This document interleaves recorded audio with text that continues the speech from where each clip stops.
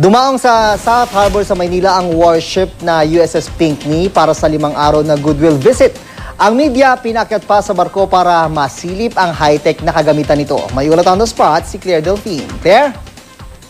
Yun, nakadaong nga ngayon sa South Harbor sa Manila ang US Navy ship na USS Pinckney para magsagawa ng tinatawag na routine port call at goodwill visit ng US Navy.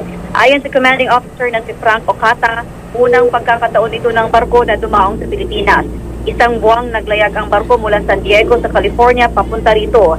Sa 5 araw na goodwill visit, mabibigyan daw ng tsansa ang mga US Navy crew na magkaroon ng interaction sa mga Pilipino at mabisita ang iba't ibang lugar sa Metro Manila at Karatig-Puok. Mitikuloso raw ang paghahandang ginawa sa kanilang paglalayag dito upang maiwasang maulit ang insidente ng pagsadsad ng isa sa kanilang mga barko sa protected coral reef ng Subatahan noong nakaraang taon. Tumanggi naman sa Ocata na sabihin kung saan ang susunod na port stop ng USS Pinckney. Ayaw din niyang sabihin kung may nakatakdabang joint exercises ang mga crew ng USS Pinckney kasama ang Philippine Navy at Philippine Coast Guard. Sa issue naman ng pinag-aagawang teritoryo sa South China Sea o West Philippine Sea, sinabi rin ni Ocata na ito ay isyong pinag-uusapan sa higher command ng US Navy at hindi raw siya maaaring magsalita tungkol dito. Sa media tour sa barko, ipinakita ang ilan sa mga state-of-the-art armament na nasa loob.